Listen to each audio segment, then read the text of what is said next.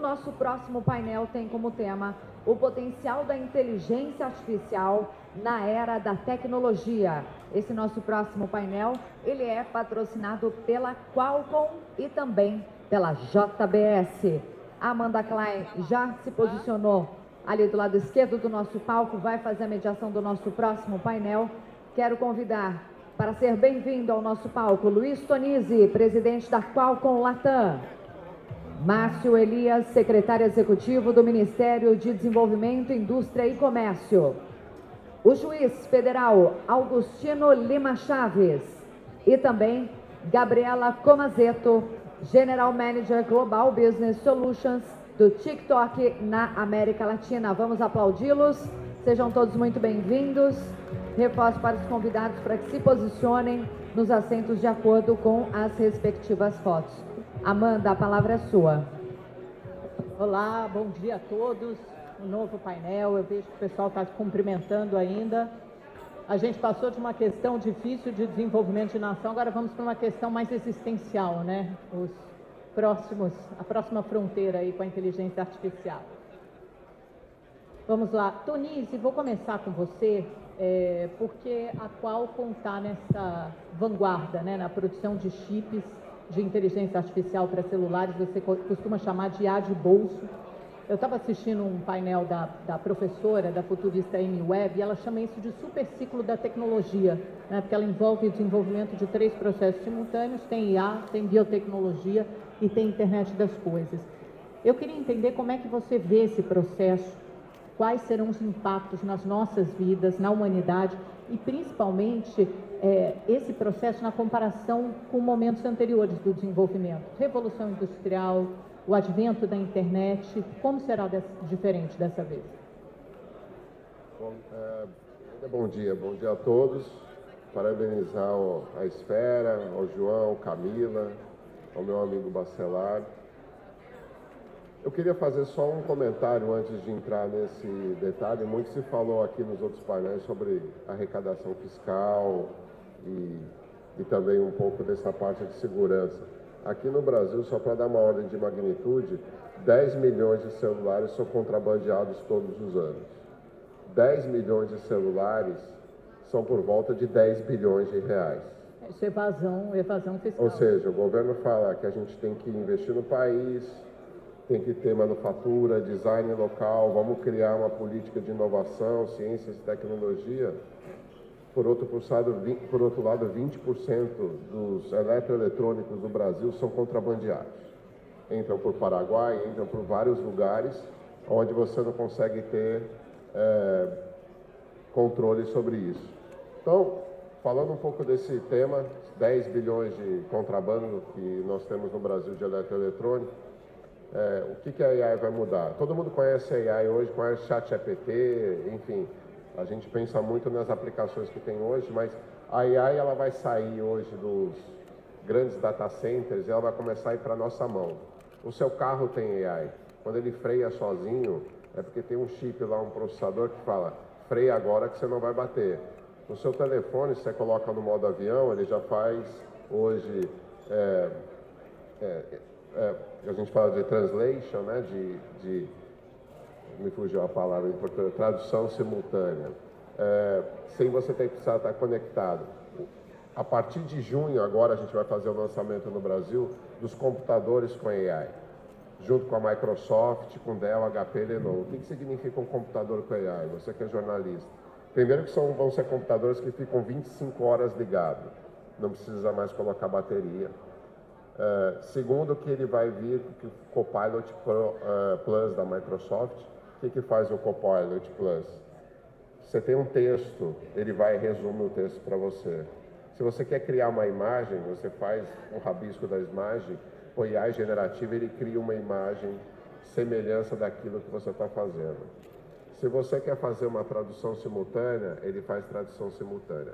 E mais que isso, você vai ter um personal assistant. O seu computador vai entender, porque ele vai estar rodando o AI, ele está no computador, não está na nuvem. Ele vai começar a aprender com você.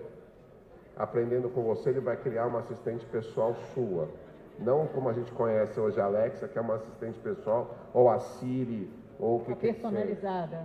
a gente vai sair da era do personal computer para o personalized computer, né? Então, e tudo isso você precisa de uma quantidade de transações.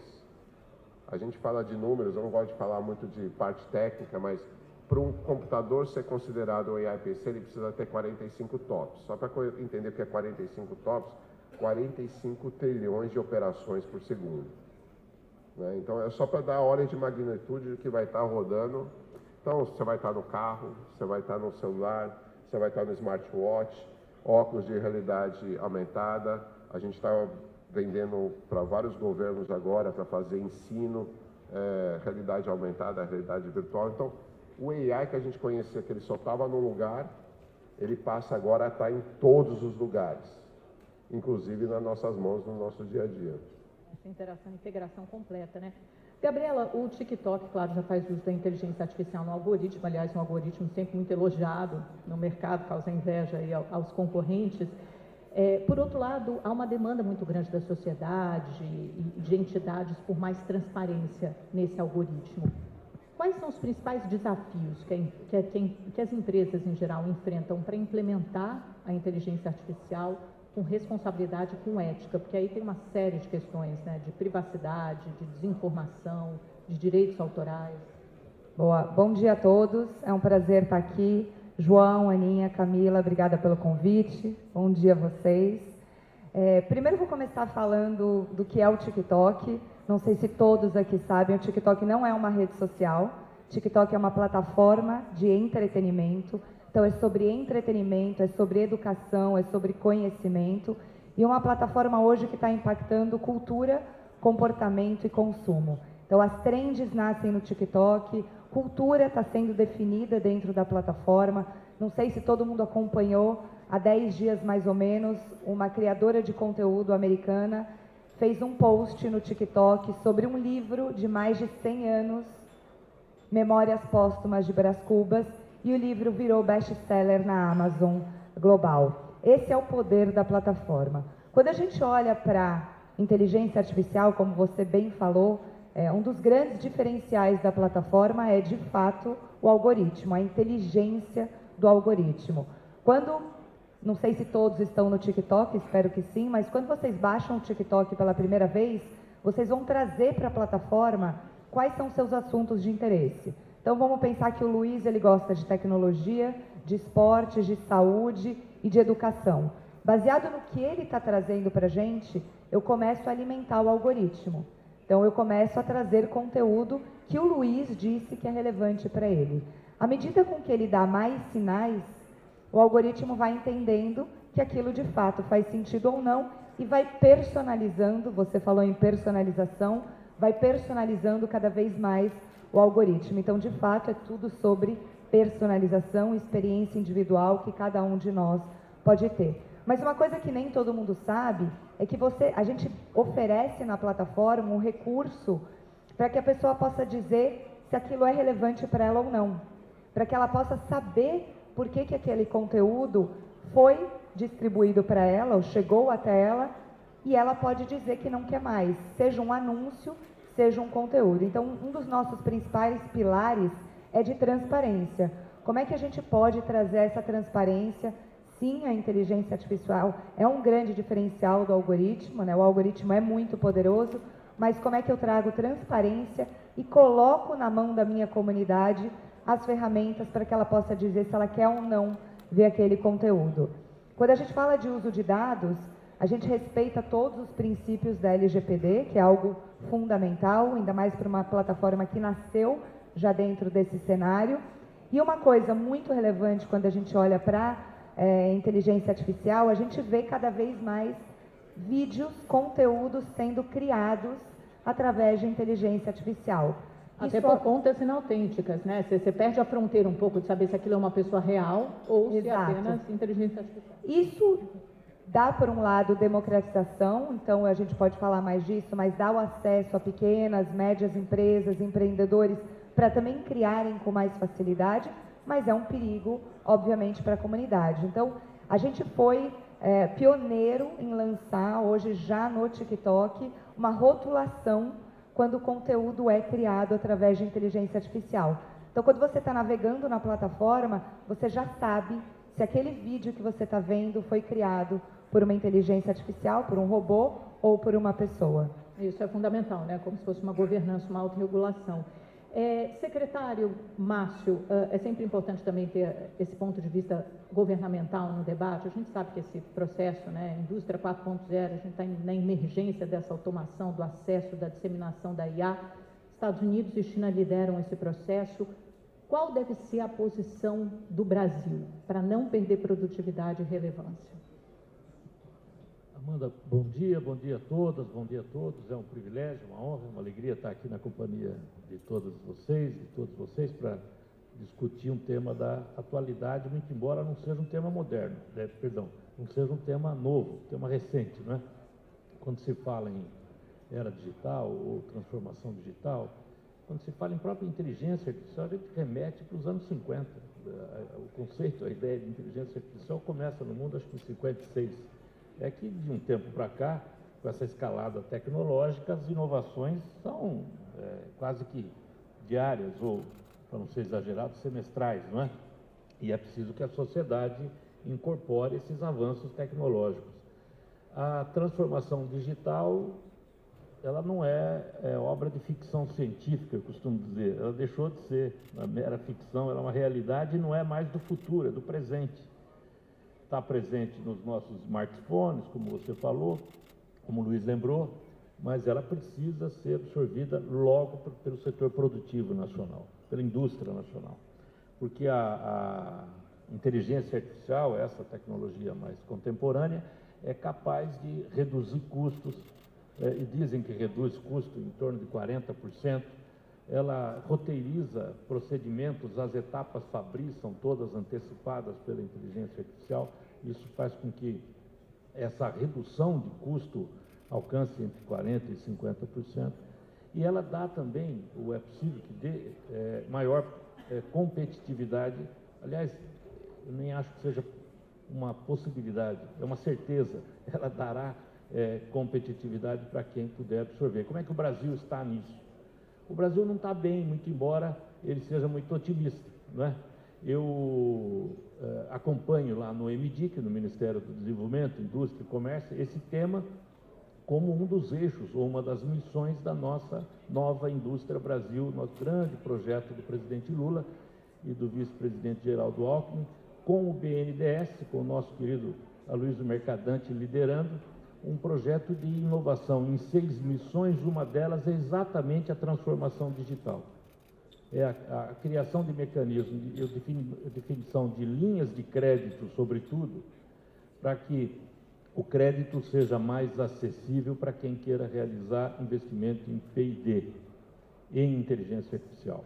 O BNDES, por exemplo, no Mais Indústria, dentro da nossa NIB, reservou cerca de 60 bilhões de reais para investimento em inovação tecnológica pelo setor produtivo, com taxas mais atrativas, né, do que as taxas de mercado. Desses 60 bilhões, 20 bilhões são não reembolsáveis. Veja que interessante, linhas de crédito não reembolsáveis. É evidente que quando a gente fala em 20 bilhões de reais, é absolutamente nada para o mundo que está investindo 17 trilhões, não é? Se nós levarmos em conta a China, Estados Unidos e a União Europeia. Mas o Brasil precisa caminhar e vem caminhando. Acho que nós temos alguns fatores amplamente favoráveis para essa atração de investimento, inclusive externo, inclusive a nossa posição geográfica, o clima, a nossa rede de tráfego de dados internacional, de comunicação internacional já instalada, as políticas em curso no Ministério de Comunicações para aumentar a nossa conectividade, ou seja, além de empresas já consolidadas, com boa tecnologia. Agora, é um caminho longo e altamente caro, o investimento é muito alto. É muito sensível, posso falar numa próxima intervenção, é sensível porque envolve questões que dizem respeito ao dia a dia das pessoas. Desde a segurança pública, você falou do problema do contrabando de aparelhos eletrônicos, desde a questão de segurança pública até o controle da privacidade, da intimidade. Mas a boa notícia há uma política industrial clara que querem induzir a transformação. E favorece esse tema também. Doutor Augustino, acho que outro tema palpitante é a regulação, né? A Gabriela falou aqui sobre a LGPD, a gente tem o Marco Civil da Internet, tem o Código do Consumidor, mas ainda não temos uma legislação clara para lidar com IA, para lidar com redes sociais no Brasil. O PL das fake news anda a passos lentos. Tem o PL da inteligência artificial, que deve ser votado ainda esse mês no Senado.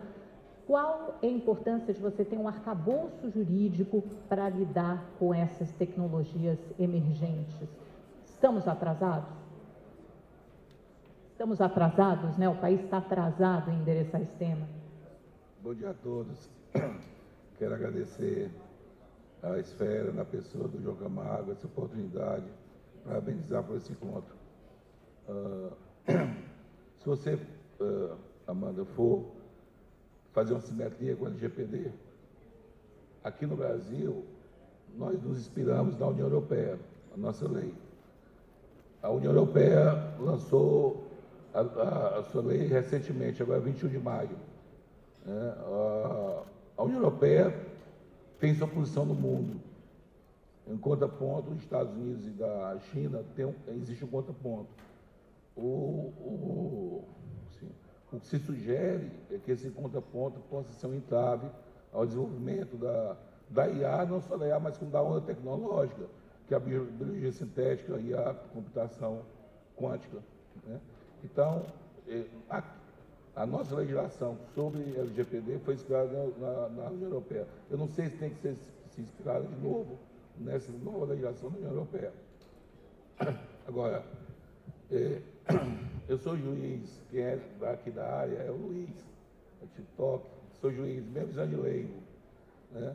E meu sentimento é que essa onda tecnológica, que a gente está falando de IA, ela vai mudar o mundo, né? O mundo vai mudar. Eu converso com colegas juízes, eles falam assim, a IA já está lá no STJ, cuidando da admissão de recursos especiais. A IA está no STF, cuidando da admissão dos recursos extraordinários. Mas não é isso. Não é isso.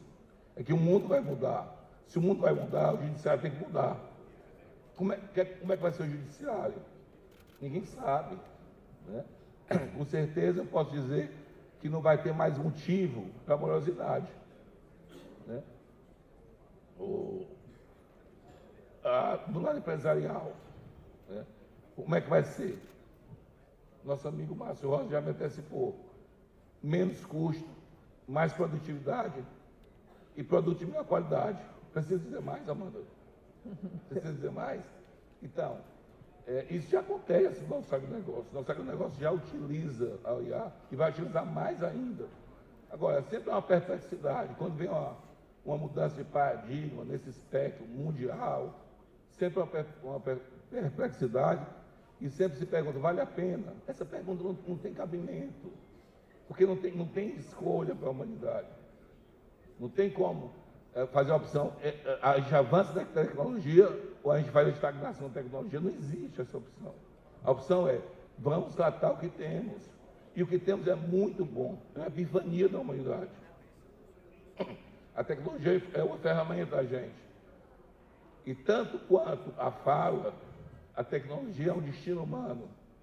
A começar, nosso corpo, nossa mão é uma ferramenta, porque tem um polegar opositor. Se você só for o opositor, nós temos a garra, nós temos deixando de ter a ferramenta. Então, desde o início que a gente tem a ferramenta, desde o início que a gente trabalha com isso.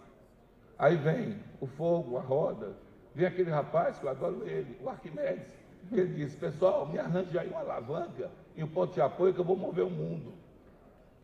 Mas quem vai mover o mundo é IA, não é o Arquimedes.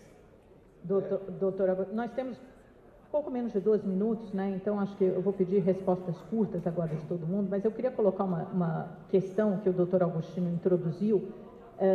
Teve uma carta que foi publicada há pouco tempo, né, de vários empresários do Vale do Silício, cientistas, Elon Musk à frente, uma série de instituições muito acreditadas, Cambridge, Oxford, Colômbia, pedindo uma pausa no desenvolvimento da inteligência artificial de 6 meses, né, falando sobre os perigos, o impacto que aquilo pode ter na humanidade, na sociedade, uma visão mais catastrofista. Queria saber se vocês estão preocupados com isso, se vocês estão entre os mais otimistas ou catastrofitas? O senhor é otimista, né, doutor Augustino? Já sei. Posso responder? Pode responder rapidamente, cada um, por favor. Olha, Amanda, teve um encontro em 1923 na Dinamarca. Foi apresentar a física quântica. E eles queriam convencer o Einstein. O Einstein, ele relutava em conhecer a física quântica, porque aquela história do elemento, a partícula, a hora de ser matéria, a hora de ser energia, tirava toda a noção de harmonia do universo dele. Mas ele acabou se rendendo, né? E ele disse a famosa frase: qual é a preocupação dele? É exatamente essa. O ser humano vai perder o controle. Com a física quântica, o ser humano vai perder o controle. A humanidade pode se acabar. Essas coisas. Os apocalipses, como dizia o Humberto Eco, tem os apocalipses integrados. Isso foi em 1923, nós estamos em 2024, há 101 anos atrás, o mundo está aqui, nós ainda estamos aqui. vivos. Mas o Einstein, quando ele se rendeu, ele falou, mas Deus não joga dados. Que foi que o Max Planck disse, professor Einstein, não é você que vai dizer o comportamento de Deus.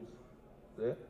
E o Heisenberg, que era mais brincalhão, disse, professor Einstein, Deus joga dados sim, e pior, rouba no jogo. Tonísio, mas tem gente, hoje quem tem essa visão mais preocupada sobre os riscos da IA são os próprios empresários do Vale do Silício. A gente não está nem falando de gente de fora, a gente está falando de gente de dentro, né, inserida no processo. Qual a sua visão sobre isso, sobre essa mente digital que eles chamam, que talvez seja difícil de ser controlado? Eu acho que tem uma briga de narrativas. É que às vezes a gente fala muito, a gente aqui no Brasil, a gente fala muito ainda de coisas meio básicas, né? A gente fala de transporte, aeroporto, mineração. Mas você pega a economia, essa economia é uma economia de 5,5 trilhões de dólares. As 5 maiores empresas do mundo são empresas de tecnologia, não são mais empresas de gás, não é a Chevron, não é a Texas, enfim. E aí começam as narrativas, para ver quem está um pouco mais na frente ou atrás do outro, para ver como os astros vão se alinhar. Eu acho que essa corrida ela começou e ela não vai parar mais. É um mercado que ele vai ser 30% do PIB do mundo. Ou seja, se você pega as 10 maiores empresas no nosso mercado do semicondutor, tem uma empresa que vale 3 trilhões de dólares. Né? E se você somar as outras 10 empresas, dá os mesmos 3 trilhões de dólares. São 6 trilhões de dólares. É maior que a economia de muito país, inclusive do próprio Brasil. Então, quando você começa a lidar com essa área de magnitude, você começa a ter muitas narrativas. O AI, ele está no seu early stage, que a gente falou ainda. Você perguntar para a maioria dos usuários aqui, vai falar, o que eu faço com AI? Tá bom, tá você falando de AI, mas o que eu coloco na minha empresa? O que eu coloco no judiciário? O que eu coloco no ministério? O que a gente está trabalhando é exatamente isso agora. Como é que a gente vai transformar toda essa capacidade em experiência? E como aquilo vai reduzir custo, como aquilo vai trazer novas receitas?